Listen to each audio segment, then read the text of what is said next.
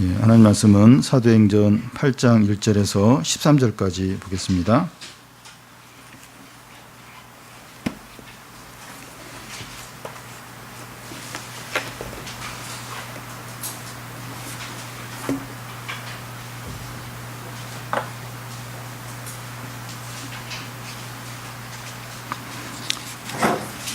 신약 198페이지 부분입니다. 사도행전 8장 1절에서 13절까지 한 절씩 교대로 읽겠습니다. 그날에 예루살렘에 있는 교회에 큰 박해가 있어 사도 외에는 다 유대와 사마리아 모든 땅으로 흩어지니라.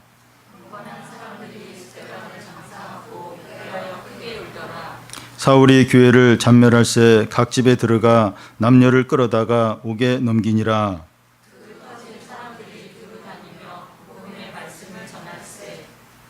빌립이 사마리아 성에 내려가 그리스도를 백성에게 전파하니 무리가 빌립의 말도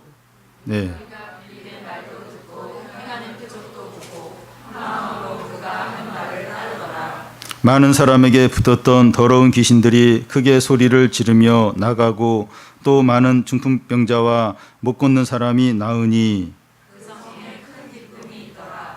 그 성에 시몬이라는 사람이 전부터 있어 마술을 행하여 사마리아 백성들을 놀라게 하며 자칭 큰 자라 하니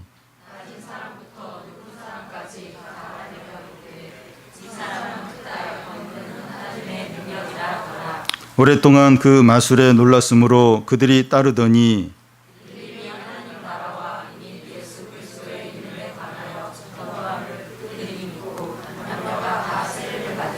같이 읽겠습니다. 시몬도 믿고 세례를 받은 후에 전심으로 빌립을 따라다니며 그 나타나는 표적과 큰 능력을 보고 놀라니라. 아멘.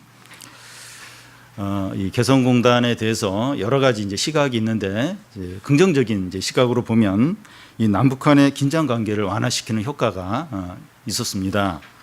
이 북한이 개방하는데 이 자극제가 되고 이제 외국인들이 이제 남북한 관계를 볼 때 상호 협력하고 이렇게 교류하는 이제 그런 좋은 이미지로 이제 보게 됩니다. 만약에 이 개성공단 같은 곳이 서너 곳이 더 만들어진다면 북한에 엄청난 그 영향을 끼칠 겁니다. 북한이 이제 개방이 될수록 이 남한에 미치는 긍정적인 효과가 이제 큽니다. 그런데 작년에 이 북한의 핵실험과 또 미사일 발사로 인해서 개성공단은 이제 문을 닫게 됐고 이 남북한 관계는 급냉하게 되었습니다. 이 오순절 이후로 예루살렘 교회는 믿는 자들이 계속 늘어나면서 부흥이 일어났습니다. 그런데 그런 시기에 스데반이 돌에 맞아서 이제 순교하는 일이 생기게 되는데 이게 이제 큰 위기를 이제 가져왔고 부흥의 불꽃을 꺼뜨리는 그런 일이 될 수 있었습니다. 그런데 유대인들은 스데반을 죽인 일로 만족을 안 해요. 그것으로 그치지 않습니다. 1절과 3절을 보면 사울은 그가 죽임 당함을 마땅히 여기더라. 그날에 예루살렘에 있는 교회에 큰 박해가 있어 사도 외 유대와 사마리아 모든 땅으로 흩어지니라. 3절을 보면 사울이 교회를 잔멸할새 각 집에 들어가 남녀를 끌어다가 옥에 넘기니라. 그날에 하는 것은 스데반이 이제 돌에 맞아 죽은 날을 가리킵니다. 그러니까 스데반이 돌에 맞아 죽은 그걸 시점으로 교회의 대대적인 박해가 이제 시작이 되었습니다. 그날에 예루살렘에 있는 초대교회 대대적인 이제 박해가 이제 시작이 된 겁니다. 그런데 그 박해 중심에 누가 서 있는가 하면 사울이라는 청년이 이제 서 있습니다.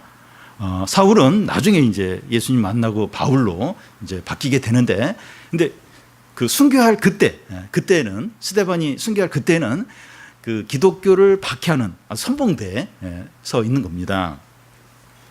사울이 교회를 잔멸하세요 할 때 이 잔멸한다 그런 뜻은 이 맹수가 그 짐승을 잡아서 뭐 사슴이나 또 다른 어떤 양을 잡아서 살을 찢어서 먹으려고 하는 이제 그런 어떤 장면을 이제 말합니다.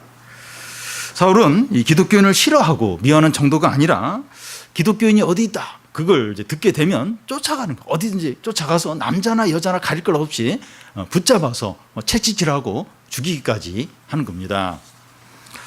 맹수가 잡은 동물의 짐승을 찢듯이 기독교인들을 잡아들이고 채찍질하고 죽이는 일에 서슴지 않는 겁니다.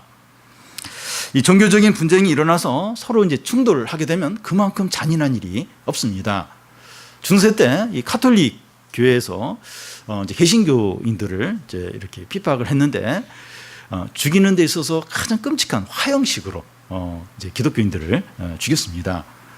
그 고문 기구들이 교회에서 다 나왔다고 할 정도로 이 종교적인 박해는 가장 끔찍하고 잔인한 그런 일이었습니다. 이 스데반의 순교 후에 예루살렘에 대대적인 이제 박해가 일어나니까 기독교인들이 흩어지게 됩니다. 사도 외에 기독교인들이 유대와 사마리아로 이제 다 이제 흩어지고 도망을 쳤습니다. 박해가 있을 때 이 도망가는 것은 비참한 것이 아니라 비굴한 것이 아니라 예수님이 그렇게 하라고 했습니다.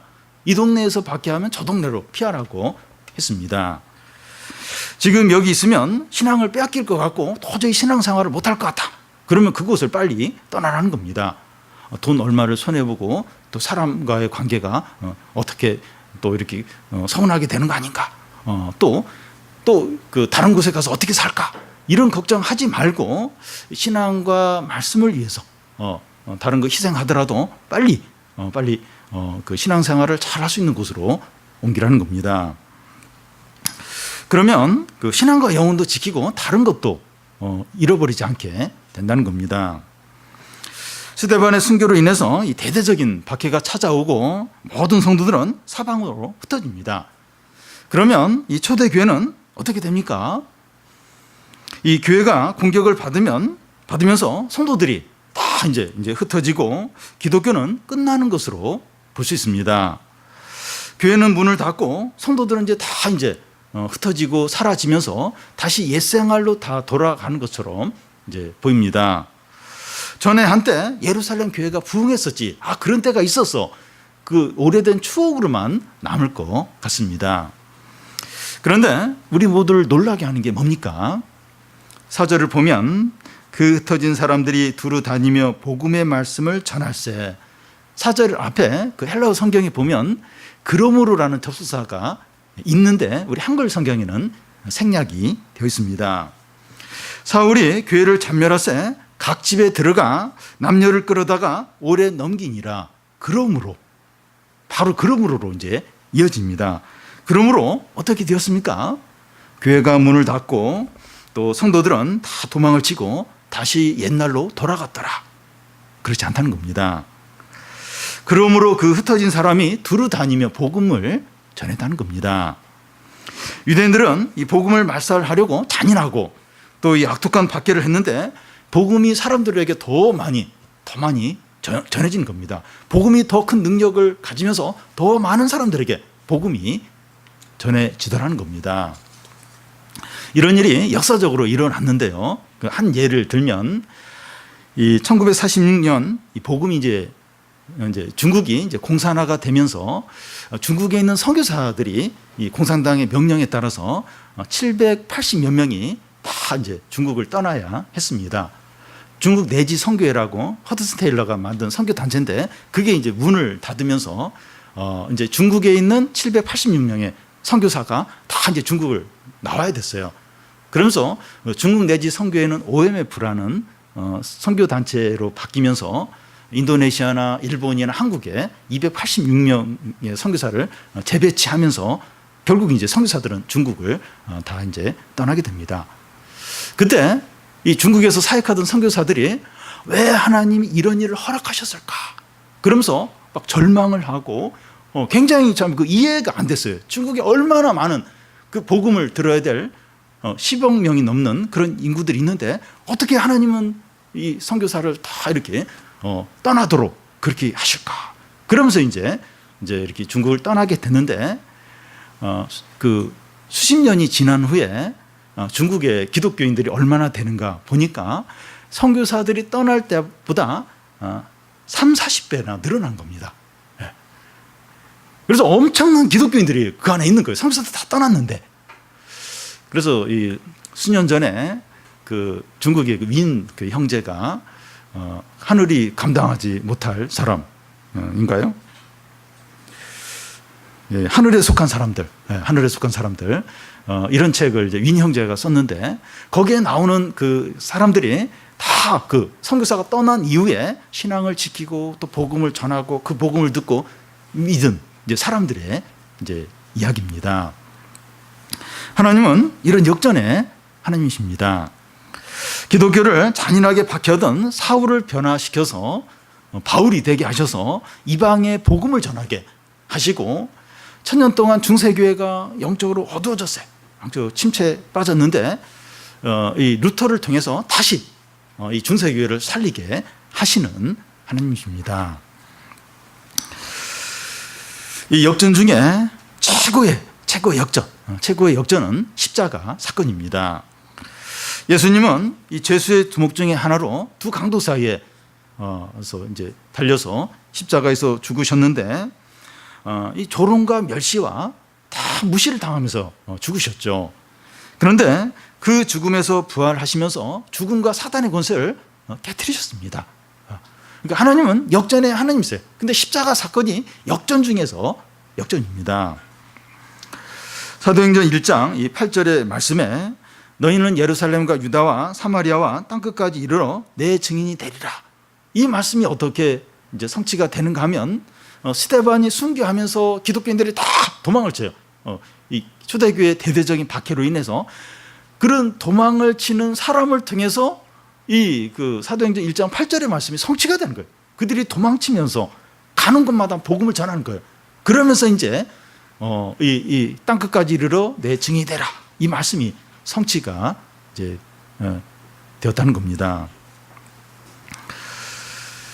기독교는 끝날 것 같고 또 신앙생활은 실패한 것 같은데 그 망할 것 같은 상황에서 하나님의 뜻이 이루어지는 겁니다. 만약에 이런 박해가 없었다면 기독교인들은 복음 전하러 땅끝까지 안 갔을 거예요. 이 기독교는 그냥 유대인들의 종교로만 남았을 겁니다. 그런데 스데반이 순교하고 대대적인 박해가 있으면서 사람들이 어쩔 수 없이 도망을 쳐요. 그래서 도망을 쳐서 그곳에서 이제 막 복음을 전하고 하나님 말씀을 전하고 그래서 그곳에 있는 사람들이 하나님께 돌아오도록 또 그런 곳에 교회가 세워지도록 이제 하시는 겁니다. 하나님은 게임이 져서 이 끝난 것 같은 그 순간에 다시 역전하시고 악한 자들의 악행을 사용하시면서 모든 것이 합력하여 선을 이루게 하시는 하나님이십니다. 그래서 우리는 항상 기억해야 될 게 뭔가 하면 우리 눈에 보이는 것이나 나타난 결과가 전부가 아니라는 겁니다. 근데 우리는 이 눈에 보이는 이걸 전부로 여겨요. 어쩔 수 없어요. 이게 어쩔 수 없어요.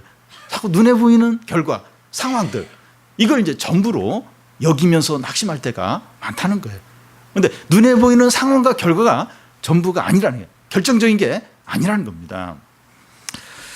현재는 답답하고 낙심이 되고 모든 것을 포기하고 싶은 그런 생각이 들더라도 끝까지 소망을 잃지 않고 믿음으로 계속해서 나가는 게 얼마나 중요한지 모릅니다.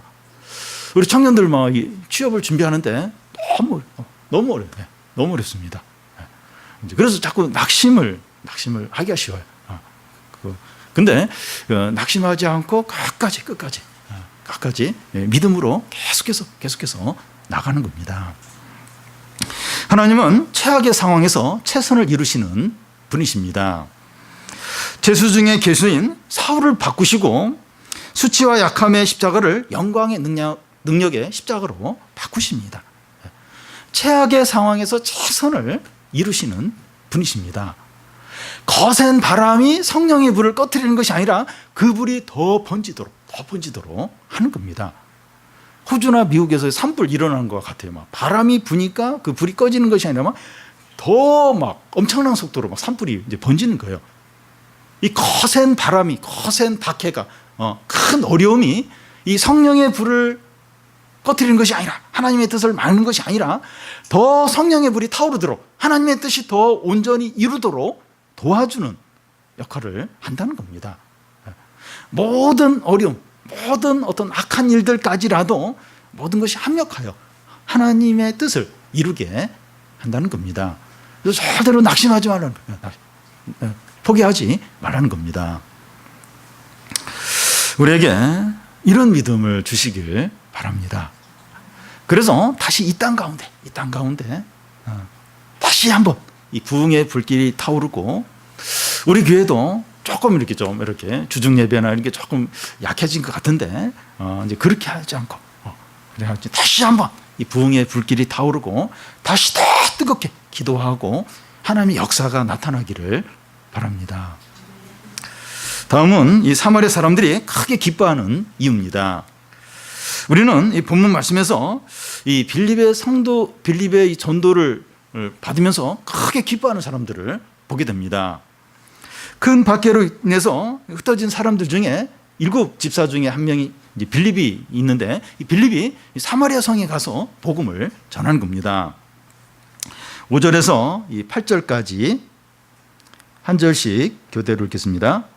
빌립이 사마리아 성에 내려가 그리스도를 백성에게 전파하니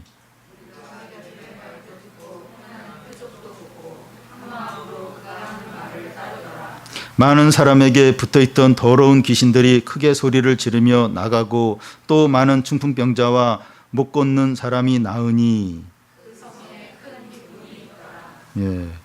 이 사마리아가 어떤 곳인가 하면 솔로몬이 죽은 후에 이스라엘이 이제 북이스라엘과 유다로 나누어지게 되는데, 이 북이스라엘의 수도가 이제 사마리아입니다.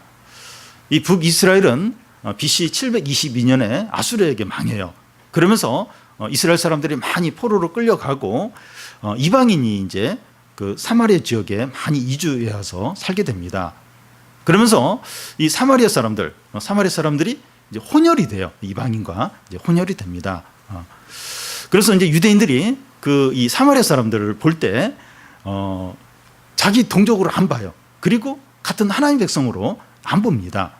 그러니까 사마리아 사람들은 뭐 유대인도 아니고 이방인도 아니고 또 하나님 백성도 아니고 뭐 이방인도 아니고 뭐 이것도 중간 지대 이제 그런 어떤 이제 상태에 있는 겁니다. 그래서 유대인들은 이제 이 사마리아 사람들을 하나님 백성으로 인정을 안 하니까 수백 년 동안 서로 이제 교제도 안 하고 서로 인정도 안 하고 서로 막 증오하면서 이제 지내게 됩니다.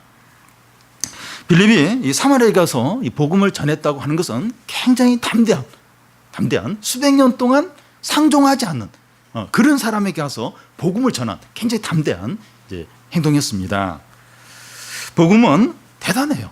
이 수백 년 동안 막힌 담을 다 헐고 하나 되게 만드는 이제 그런 역할을 하는 게 복음입니다. 이 복음은 인종과 문화와 언어와 나이와 모든 것을 뛰어넘게 합니다. 일제 만행도 반성하지 않는 일본에게 복음을 들고 이제 가도록 그렇게 만듭니다. 사람들을 진정으로 하나 되게 하고 사랑하게 하고 연합되게 하는 게 이 복음입니다. 교회 안에서나 가정 안에서나 진정으로 이렇게 하나 되게 하고 화해하게 하고 하는 것이 복음이에요.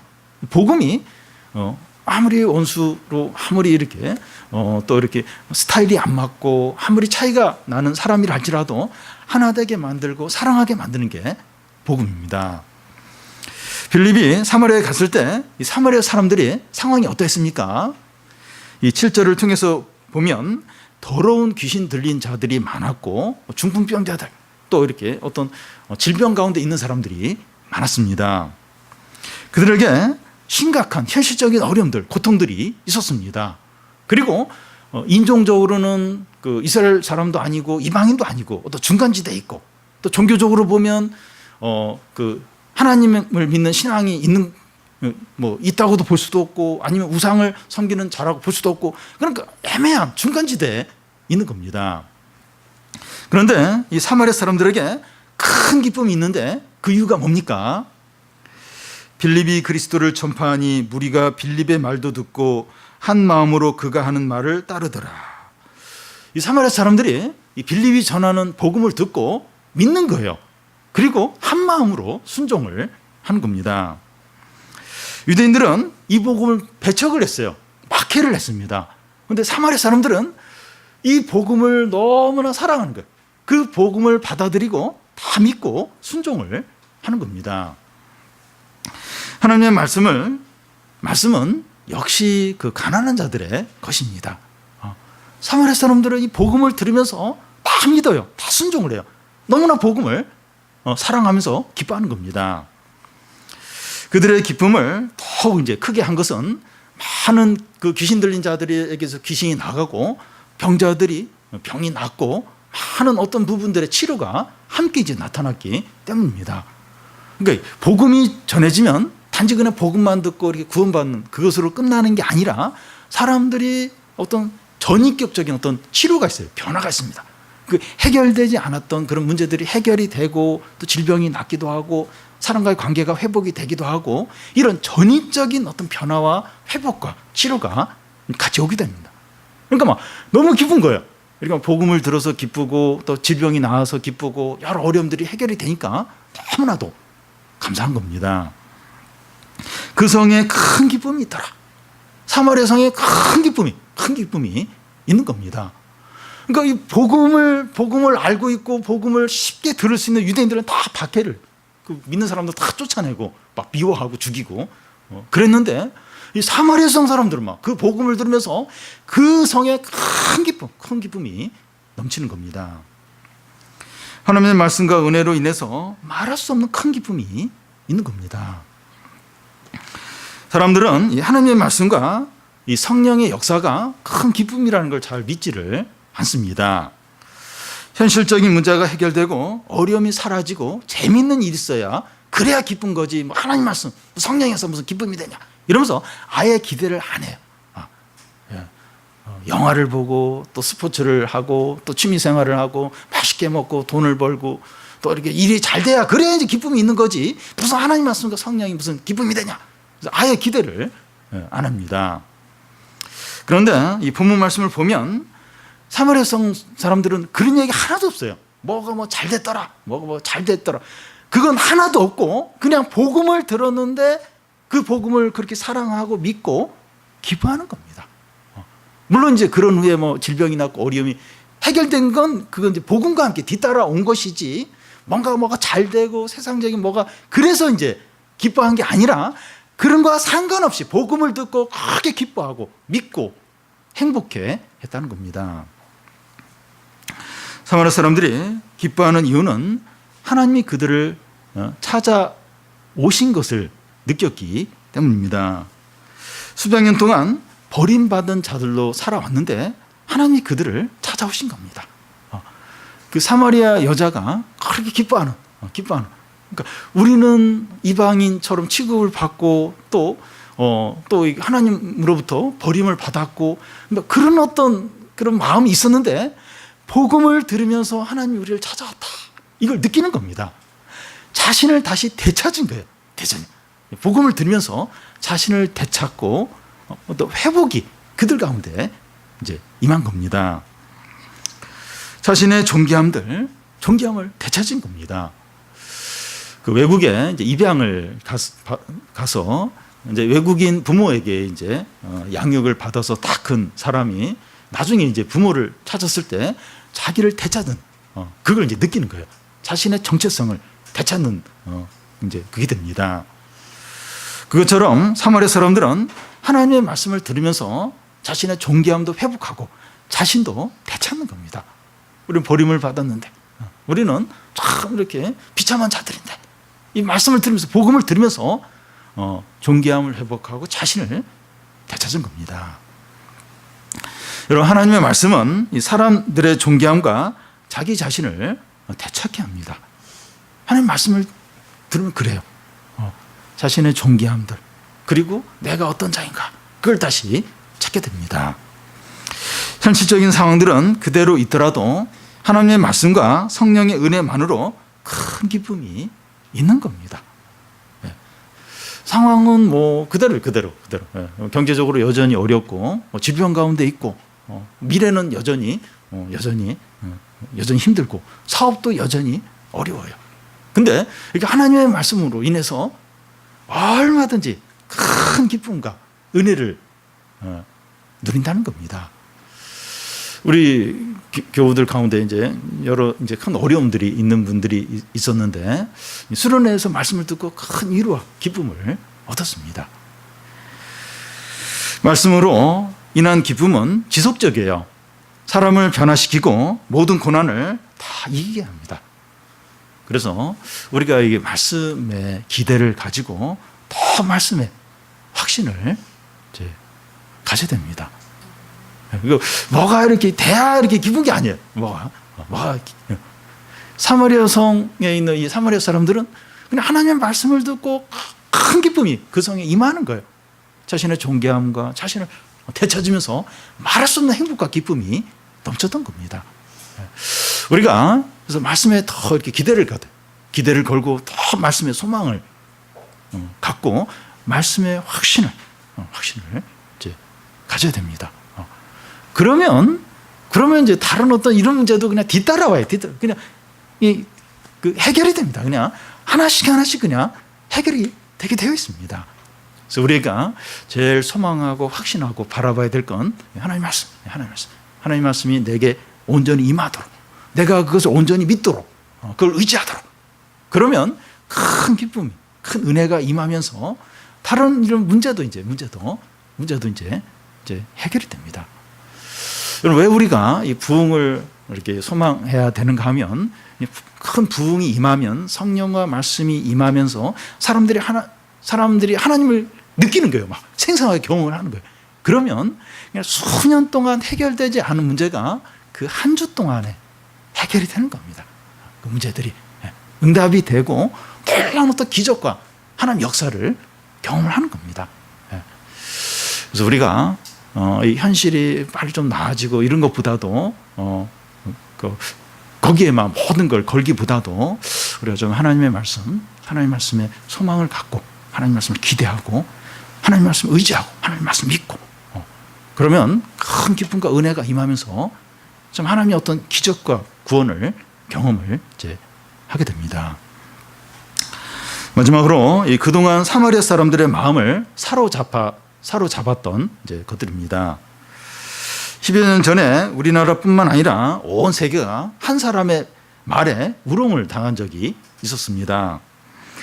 그는 줄기세포 연구로 이제 떠들썩하게 했던 H 이제 박사입니다. 이분은 워낙 이 자신과가 확신을 가지고 말을 하고 또 서울대 교수라는 그런 지위 때문에 사람들이 그 사람 말을 전적으로 다 믿었습니다. 그 일이 있고 나서 우리 사회는 큰 충격에 빠지고 자성하는 목소리들이 있었는데요. 그 사건은 성공과 결과만을 중시하는 우리 사회의 결과물이었다는 겁니다. 꼭 그 사람의 이제 그 잘못만이 아니라 우리 국민들 안에 성공해야 된다, 잘 돼야 된다, 그리고 유명해져야 된다. 그런 허황된 마음들이 다 있었는데 그 사람이 막 그걸 대신 막 채워준 거예요. 그런 말을 하고 그런 어떤 비전을 제시하니까 진실 여부를 확인도 안 해요. 그리고 다 그냥 믿어버린 겁니다. 그러면서 온 국민이 함께 이제 그런 부끄러움을 당하게 된 겁니다. 모든 사람들 안에는 이런 허황된 야망이 있다는 거예요. 허황된. 그걸 잘 표시를 안 해서 그렇지 사람들 안에 그런 허황된 욕심들이 다 있다는 겁니다. 사람들의 이런 성향은 2000년 전 사마리아 사람들 안에도 있었습니다. 이 시몬이라는 사람이 있었는데 빌립이 오기 전에 이 사마리아 사람들의 마음을 다 빼앗았어요. 다 빼앗아서 자기를 따르도록 했습니다. 9절부터 그 11절까지를 보면 그 성에 시몬이라는 사람이 전부터 있어 마술을 행하여 사마리아 사람들을 놀라게 하며 자칭 큰 자라 하니 낮은 사람부터 높은 사람까지 다 따르며 이르되 이 사람은 크다 일컫는 하나님의 능력이라 하더라. 오랫동안 그 마술에 놀랐으므로 그를 따르더니 시몬은 빌립이 사마리아에 오기 전에 오랫동안 마술을 행하면서 사람들을 놀라게 해서 자기를 따르도록 했습니다. 이 마술이라고 하는 것은 미신과 철학과 마법의 혼합물이라고 할 수 있습니다. 시몬은 오랫동안 이 마술로 이제 영향을 이제 끼쳤다고 하는 것은 어느 정도 구체적인 성과들이 있었다는 것을 이제 말합니다. 시몬은 9절 끝에 보면 이 자칭 큰 자라고 하면서 자기를 이제 과대평가하고 또 자기를 지나치게 높였습니다. 자기를 마치 신의 이제 대리자인 것처럼 또 자기가 행하는 것은 하나님의 능력이라고 그렇게 자신 있게 사람들에게 이제 말했던 겁니다. 시몬은 하나님의 행사를 하면서 사람들을 가르치기도 하고 미래를 막 이렇게 예언하기도 하고 병자들을 고치는 아주 그런 일들을 이제 했습니다. 사마리아 사람들의 이런 시몬에 대한 태도가 뭡니까?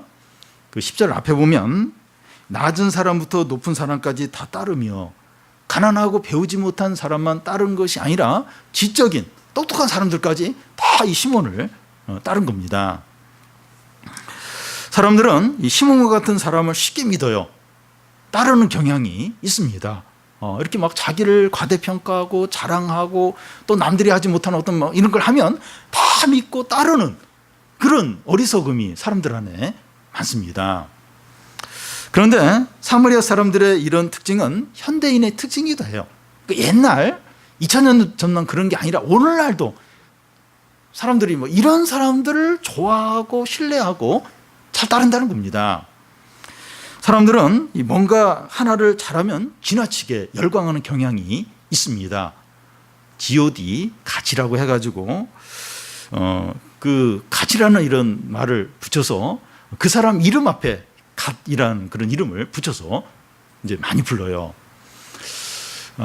그 얼마 전에 우리 한국 축구 대표팀 슈틸리케 감독이 잘할 때 그 감독 이름 앞에 가틸리케라고 슈를 빼고 가틸리케라고 그렇게 부른 적이 있었고, 프로 야구 선수 중에 그 투수 중에 니퍼트라는 사람이 있는데 아주 이렇게 그 공을 잘 던지는 그런 투수인데 가퍼트라고 그렇게 이제 사람들이 이제 부릅니다.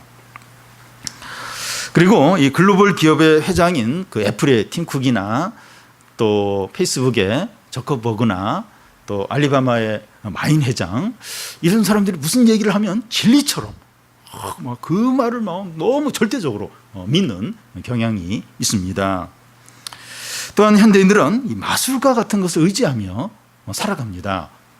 신문에 보면 띠별 또 그 연년생 오늘의 운세 그런 게 이렇게 신문에 나와 있는데 그 큐티하듯이 아주 진지하게 그 읽고 오늘은 뭘 조심해야겠다, 사람을 조심하고 차를 조심해야겠다, 뭐 계약하는 걸 피해야겠다, 뭐 이런 그런 아주 진지하게 그걸 이제 믿습니다.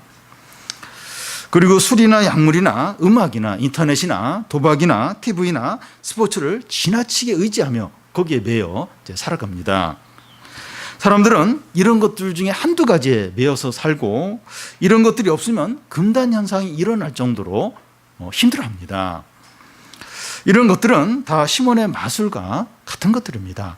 근데 현대인들은 그걸 없으면 못 살아요. 퇴근하고 술을 안 마시면 못 견뎌합니다. 스포츠, 뭐 야구든지 축구든지 그걸 안 보면 못 견뎌요.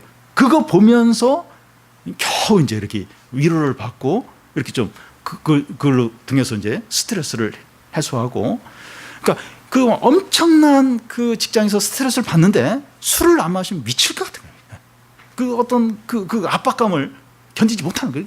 술 먹고 그냥 필링 끊기고 그래야 이제 또 이렇게 하루를 또 이제 넘기고 그래서 막 뭔가에 하나 매여서 거기에 빠져서 살지 않으면 이제 못 견뎌 하는 겁니다. 터진 웅덩이고 마셔도 갈증이 풀리지 않는 소금물을 마시는 겁니다. 비참하고 소망이 없고 너무 절망적인 삶인 겁니다. 그걸 안 하면 못 견디는 거예요. 그거 못하게 하면 죽는 겁니다. 청소년들 핸드폰 뺐으면 미칠지 몰라요. 괴물로 바뀝니다. 핸드폰 하는 거에 대해서 그만해라 이러면 막 짐승으로 바뀌어요. 짐승 소리가 나요. 그거 뺐으면 그냥 달려들지 몰라요. 그거 뺐으면 안 돼요. 이렇게. 왜냐하면 짐승으로 돌변해서 누구한테든지 달려들지 몰라요.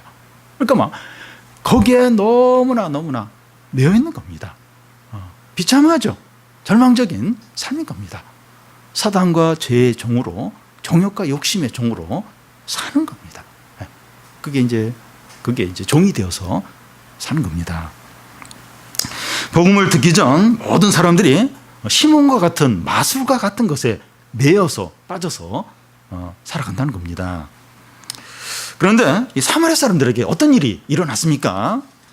12절 13절을 보면 빌립이 하나님 나라와 및 예수 그리스도의 이름에 관하여 전도함을 그들이 믿고 남녀가 다 세례를 받으니 시몬도 믿고 세례를 받은 후에 전심으로 빌립을 따라다니며 그 나타나는 표적과 큰 능력을 보고 놀라니라.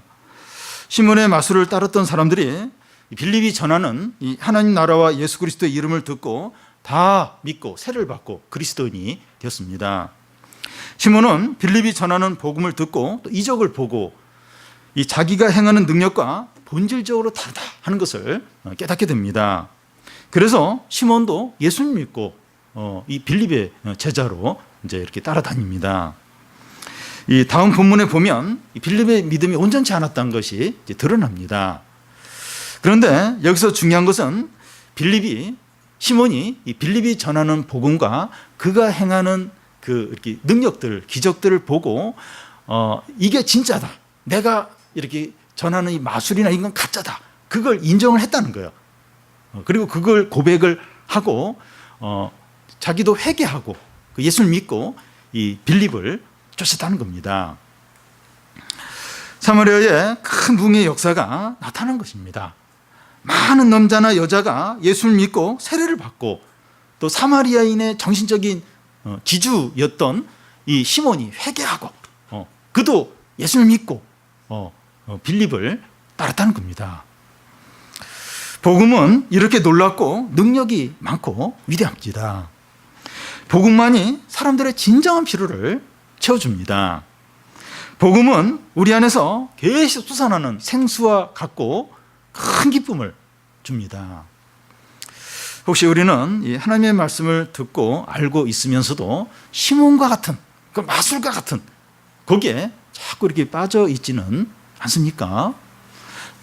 이 시몬의 이 마술에 빠져 있던 사마리아 사람들이 다 회개하고 예수를 믿고 그 그리스도인이 되고 복음을 쫓았는데 그럼에도 불구하고 우리는 그래도 예수님을 믿음에도 불구하고 그래도 이 시몬의 마술과 같은 거기에 자꾸 매여 있고 그걸로 기쁨을 삼으려고 하고 그거 못하면 막 안절부절 못하고 혹시 우리에게 그런 것은 있지 않습니까? 이 사마리아 사람들이 그랬어요. 복음을 듣기 전에 다 이 시몬의 마술에 빠져 있었습니다. 근데 이 빌립의 복음을 듣고 회개하고 좀 복음으로 기뻐하고 그렇게 새 삶을 살게 되었는데 우리는 이 복음도 알고 하나님 말씀도 알고 하나님의 은혜도 받고 하나님의 능력도 알매도 불구하고 이 시몬의 마술과 같은 세상의 재미와 세상의 유혹과 또 어떤 죄의 습관과 여러 가지 이런 것들 세상 사람들이 추구하는 그것에 자꾸 매여 있고 그거 못하면 막 불안해하고 혹시 우리에게 그런 게 있지 않느냐 하는 겁니다. 그건 옳지 않다는 거예요. 그럴 수가 없다는 거예요. 그래서 이건 밑빠진 그런 우물과 같은 것이고 소금물과 같은 것이고 그 비참한 삶이라는 겁니다. 우리에게 그런 것이 있다면 그런 거 다 버리라는 거예요. 이 시몬의 마술과 같은 그런 것들 다 버리라는 거예요. 하나님의 말씀과 복음과 성령으로 기뻐하라, 감사하라, 찬양하라는 겁니다. 사랑하는 여러분, 이 복음을 믿고 하나님의 말씀대로 사는 것이 답답하고 낙심이 될 수 있습니다. 나도 그러고 싶은데 이 하나님 말씀 믿는 게 답답해. 성령 뭐 잘 모르겠어. 이 믿음과 현실이 너무 다르다는 거예요. 그래서 나는 그래도 믿음으로 살려고 하는데 말씀대로 살려고 하는데 답답하고 또 무기력하게 느껴지고 이 세상 나가면 하나님 말씀 또 믿음이 아무 소용없는 것처럼 여겨질 수 있다는 겁니다. 그런데 하나님은 어떻게 일하십니까? 이제 그렇게 느껴질 수 있어요. 이 복음과 말씀이 그렇게 현실 가운데 무기력하게 느껴질 수 있는데 하나님은 어떻게 일을 하십니까? 사울이 교회를 참멸할 새 각 집에 들어가 남녀를 끌어다가 옥에 넘기니라 하면서 그러나가 아니에요. 그러므로 그 흩어진 사람들이 두루 다니며 복음을 전했다는 겁니다. 하나님은 이런 식으로 일하세요. 스데반이 순교를 당하고 교회가 진멸을 당하고 사람들은 다 도망을 쳐요. 기독교가 끝난 것 같아요. 근데 그러므로 그 흩어진 사람들이 각 그곳에서 복음을 열심히 전했다는 겁니다. 하나님은 그런 식으로 일하십니다. 온 세상이 이 기독교가 끝난 것처럼 여겨졌는데 온 세상에 복음이 더 능력 있게 사람들에게 전파되게 하시는 겁니다. 하나님의 구원의 역사가 어김없이 이루어집니다. 하나님은 역전의 하나님입니다. 하나님은 절대적으로 승리하세요. 그러니까 역전 다 끝난 것 같을 때 역전. 그리고 하나님은 절대적으로 승리를 하십니다. 예수님은 십자가에서 사단과 죽음과 세상을 이겼습니다. 예수님의 승리가 우리의 승리입니다. 우리는 믿음으로 살면서 어떤 상황과 어려운 가운데서도 낙심하거나 실망하지 않아야 됩니다.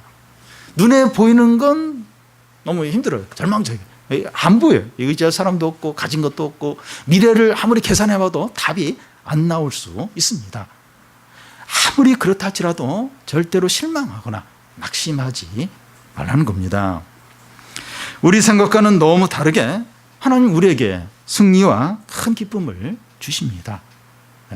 우리 생각하고 많이 달라요. 우리 생각하고. 우리는 안 돼요. 할 수가 없어요. 근데 하나님은 얼마든지 승리하고 기쁨을 주십니다. 하나님의 뜻대로 행하는데도 눈앞의 상황과 결과가 최악이라면 더더욱 큰 승리와 기쁨을 기대를 하십시오. 믿음으로 이렇게 하는데 상황이 최악이 최악, 점점 어려워요. 그러면 더 큰 승리와 구원을, 기쁨을 하나님이 준비하고 계시는구나. 그렇게 바라보라는 거예요. 그렇게 믿으라는 겁니다. 그러니까 막연하게 이렇게 그냥 긍정적인 사고로 최악의 상황에서도 긍정적인 생각을 해야 돼. 그런 긍정적인 어떤 마인드 컨트롤을 하라는 것이 아니라 하나님 믿으라는 거예요. 역전의 하나님, 절대적으로 승리케 하시는 하나님, 그걸 믿으라는 겁니다. 그러면 그 믿음대로 하나님이 일을 하세요. 역사를 하시고 승리를 주십니다. 이 시간에 우리가 어떤 상황과 처지에 있더라도 복음과 하나님의 말씀과 성령을 믿음으로 큰 승리를 누리고 큰 기쁨을 누리는 우리 성도들이 다 되시기를 바랍니다.